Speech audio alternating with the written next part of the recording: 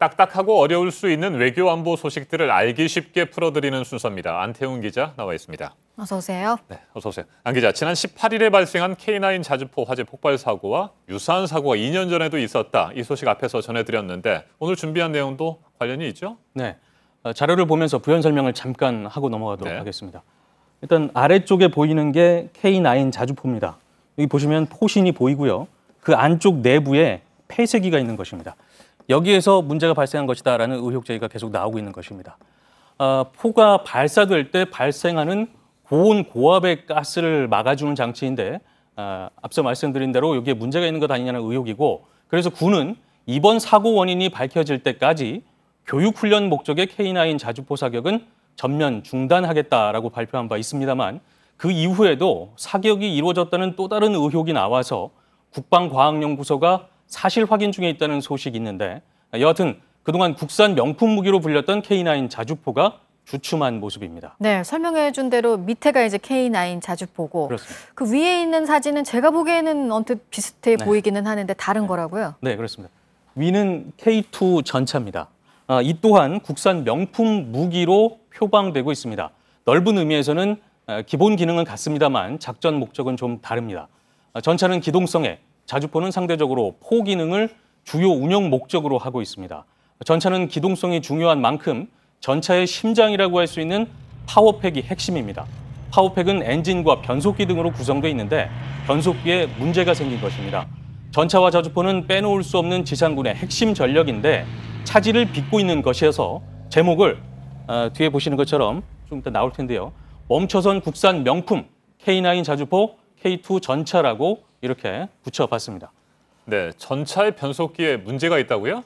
좀 더 설명을 해주셔야 되겠습니다. 네, 어떤 내용이냐면 앞서 국산 명품 무기라고 소개해드렸습니다만 현재 운용 중인 K2 전차의 파워팩은 독일산입니다. 그래서 2차 도입 시점인 지난해 말부터는 파워팩을 국산으로 적용을 할 계획이었는데 아직 납품이 이루어지지 않고 있습니다. 국산 변속기가 내구성 평가 기준을 충족하지 못하고 있고 그동안 수차례 고장을 일으켜서 올해 2월엔 시험이 잠정 중단됐습니다. 변속기 개발 업체 측은 시험 기준이 양산 단계 때 비합리적으로 변경이 돼서 조건을 맞출 수 없는 상태라면서 기준을 다시 정립해 줄 것을 요구하고 있고요. 반면 방위사업청은 개발 단계 시험을 기준으로 양산 단계에도 적용하고 있다며 업체 측 주장을 일축했습니다. 그러면서 최대한 이 업체가 요구하는 성능을 맞출 수 있도록 독려하겠지만 전력화 시점, 그러니까 배치 시점이 계속 지연된다면 차선책도 고려할 수밖에 없다라는 게 현재 분위기인 것입니다. 차선책이 뭔가요? 네, 차선책을 좀 간략히 말씀드리면 엔진에 아까 말씀드린 대로 파워팩에는 엔진과 변속기가 있다고 했는데 엔진은 또 다른 국내 업체가 이미 요구 성능을 충족을 해서 개발 완료한 상태이니까 그대로 적용을 하고 변속기만 외국산 제품을 들여와서 차질 없도록 하겠다는 것입니다. 전문가들 사이에선 새 정부가 강한 군대, 자주 국방을 강조하고 있는 시점이고 또 현재와 같은 안보 상황에서 배치가 늦어지는 건 바람직하지 않기 때문에 향후 품질을 높여서 보다 완벽한 국산화에 재도전해야 한다는 지적도 나오고 있습니다. 네, 다음 주제는 어제 오상기지에서 진행이 된 미군 핵심 지휘관들의 기자회견 내용이죠? 네, 그렇습니다. 내용을 간략히 짚어보면 외교관이 아닌 군이 외교적 해법을 강조한 것입니다. 그래서 이례적이라는 평가가 나오고 있는데 제목을 이번에는 미군 외교적 해법 우선 왜라는 방향으로 말씀을 드려보겠습니다. 먼저 해리 해리스 미 태평양 사령관의 말을 들어보시죠. The first thing is the most important starting point is the diplomatic starting point. And a strong diplomatic effort backed by a strong military effort is key. 이처럼 외교를 강조한 이유는 북한을 둘러싼 중국과 러시아 때문이라는 게 전문가들의 중론입니다.